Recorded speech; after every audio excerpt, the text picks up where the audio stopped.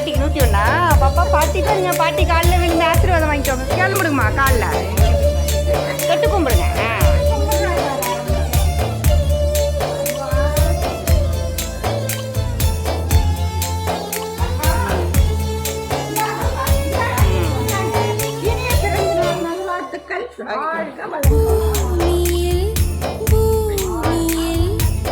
இங்க பாருங்க, அந்த பாட்டிக்கு வந்து கை சொல்லுங்க, ஹாய் சொல்லுங்க, உங்க பேர் சொல்லுங்க, மெக்கானா ராயின்னு சொல்லுங்க.